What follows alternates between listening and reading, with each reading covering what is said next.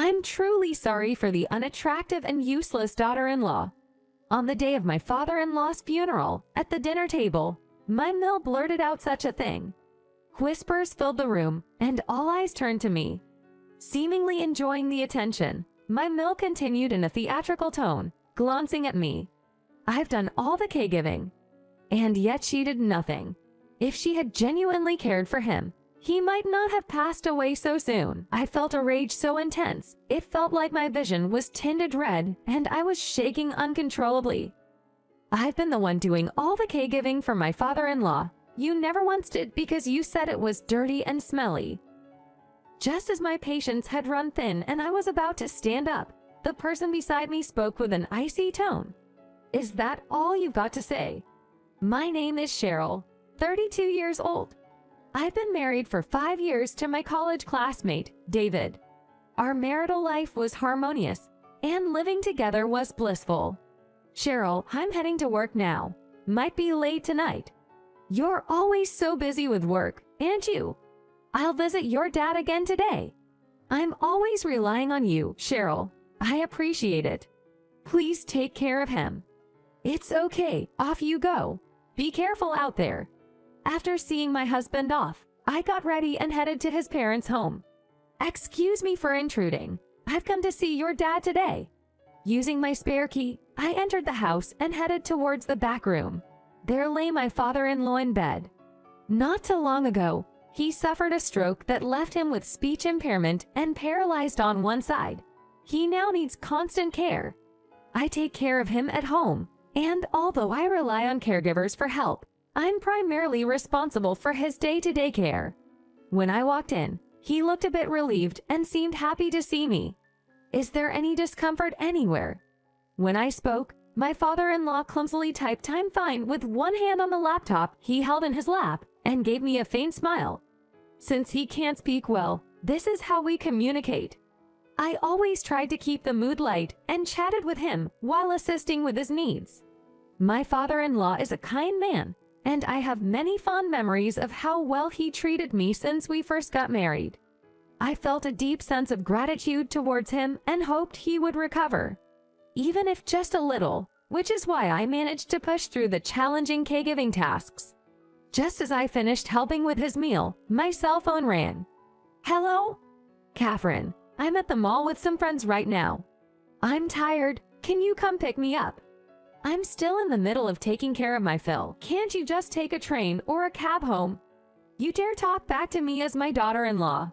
Just get over here now. All right then. I let out a sigh, said something to my father-in-law, and got into the car. My only real headache is this Mill of mine. She absolutely dotes on her only son, David, and because of that, she always gives me a hard time. What's worse, she acts pleasant in front of others, but when it's just the two of us, she's constantly nitpicking. It's been quite stressful for me. You finally made it. What took you so long? I'm sorry, really, not only are you unattractive, but you're also clueless. My Mill only belittles me like this when we're alone.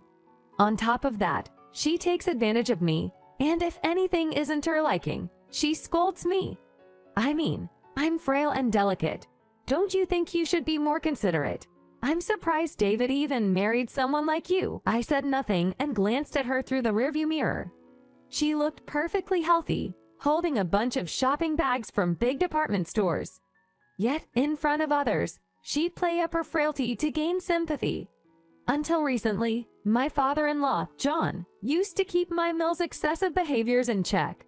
But since John fell, not only did she dump the caregiving on me, but she also ramped up her harassment. I thought telling my hard-working husband, David, who cherishes me despite his busy schedule, would devastate him. So I couldn't bring myself to tell him. Therefore, I had no choice but to silently endure the caregiving responsibilities and her verbal abuse. Once we arrived home, my Mill cheerfully began laying out her new purchases. I watched her as I cleaned up the remaining dishes. Mill, if you took better care of John, I'm sure he'd appreciate it. Why should I? The idea of feeding someone mushy food or taking care of their personal needs gives me the creeps. Then, maybe you should consider a care facility for John's sake. What are you saying? that would look bad in front of others. It's the daughter-in-law's job to handle the smelly and dirty caregiving tasks. Just do it without complaining. I understand. I could only bite my lip as I looked at my Mil, who clearly showed her distaste. A mere month later, while my husband and I were out shopping for daily necessities, I received an urgent call from my Mil saying that John had been rushed to the emergency room again. We hurried to the hospital, but John had suffered another stroke and didn't make it. Dad, I'm so sorry we didn't get here in time. Dad, I can't believe you left us so soon. Both my husband and I, with tears streaming down our faces, grieved before John, who lay peacefully as if in sleep. My Mil, on the other hand, clung to my husband with exaggerated sobs. I can't believe he's gone. I just can't come to terms with it. Emily, can we trust you to handle the wake and funeral? Yo, Mom's having a tough time too. I get it. I'll take care of the arrangements. And so it fell to us to manage all the preparations for the wake and funeral. While the sadness was overwhelming, times like these are always busy. My husband and I were run off our feet, managing various arrangements. Though my Mil was the chief mourner, she did nothing and sought sympathy from those around her during the wake. The wake went smoothly, and on the day of the funeral, a steady stream of mourners kept us busy. Oh, dear Mil, it's been a while. Looking towards where the voice came from, I saw Barbara, my husband's grandmother and my FIL's mother. While we live far away and have only met a few times, Barbara, a wealthy woman, is known to be strict and somewhat of a bossy figure within the family. When my husband first introduced her, he said, "Grandma Barbara can be pretty intimidating." Of course, losing a son must be heartbreaking for her, so I greeted her with utmost respect, but she just nodded silently. "Mil, you must be tired. I've brought you some tea." Given that Barbara is my Mil's mother-in-law, it's natural for her to be deferential.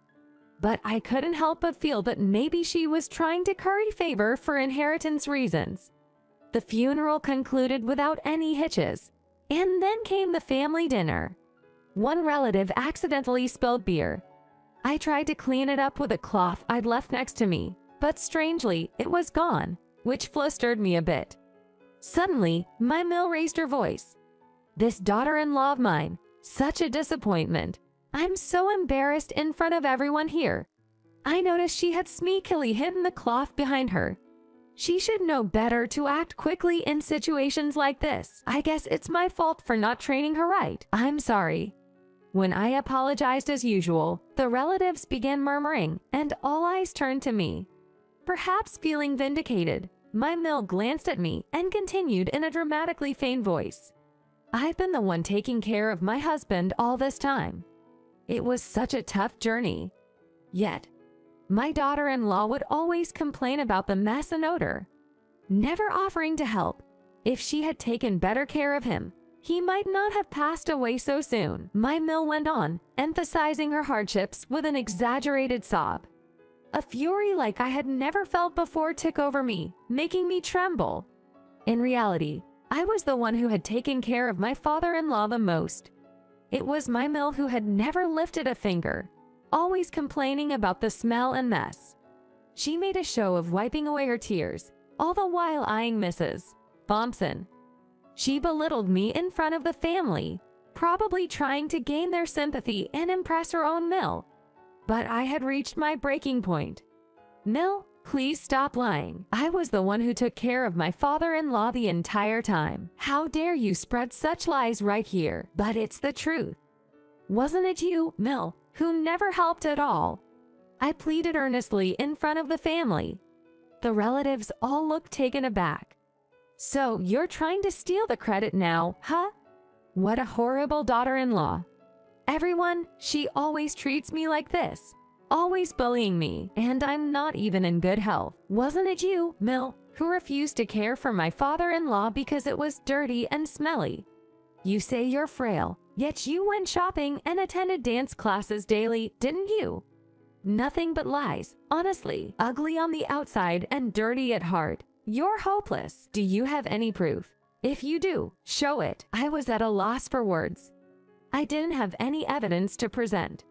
The mill looked at me with a smug expression, while the relatives murmured among themselves, unsure of whom to believe. Oh, how awful. Trying to make me look bad in front of everyone. Really, I was almost fooled by such a cunning daughter-in-law. This kind of daughter-in-law should be kicked out, right? Don't y'all think so too? As I looked at the mill, who had a triumphant expression on her face, I felt downtrodden. Suddenly, a sharp voice rang out. Hold on a minute. Jessica always had a rotten personality, even when she was young.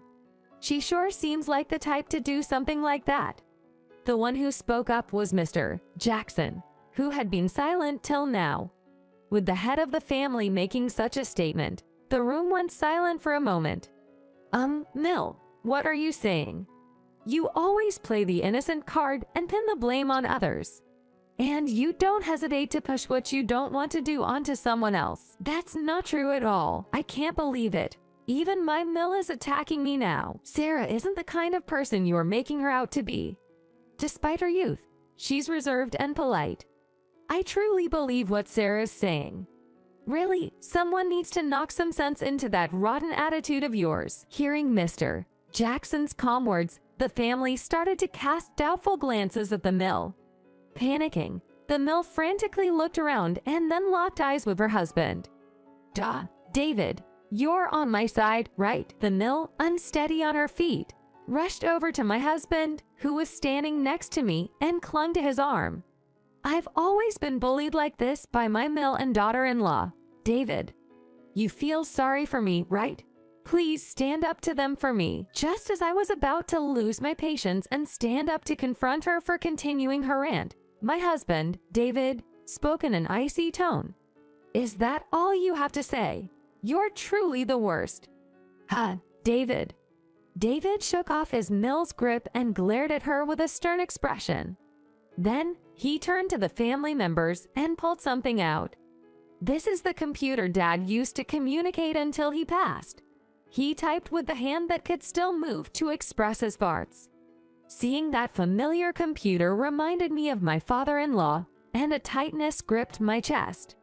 The relatives watched my husband intently, wondering what was going on.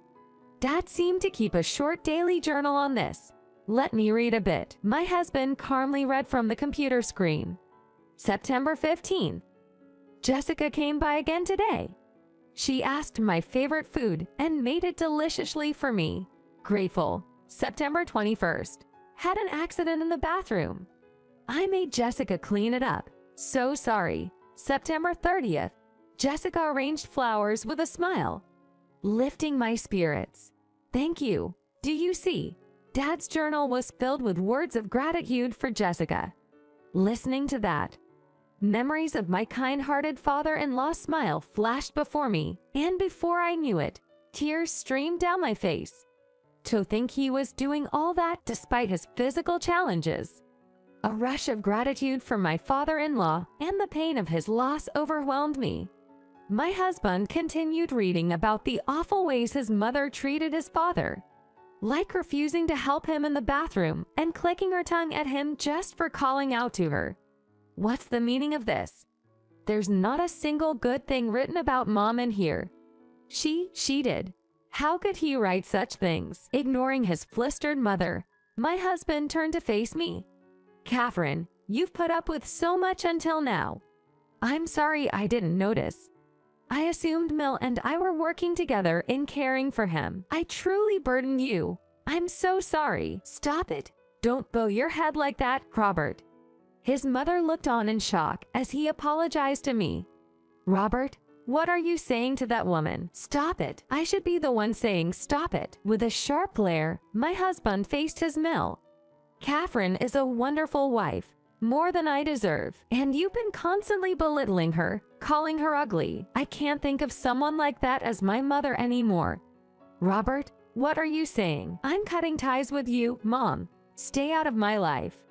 No way. If you cut ties, I won't give you any of your father's inheritance. All of this is your wife's fault. The Mill, feeling abandoned by her beloved son, glared at me with hateful eyes. I threw my final words at her. Your father left a will stating all the inheritance should go to me. What did you say? Your father hoped you would change. If you had, things might have turned out differently." Hearing those words, the Mill's eyes widened in shock, her face a picture of disbelief. "Let's go, Sarah." With that, my husband wrapped an arm around my shoulders, and we left the venue.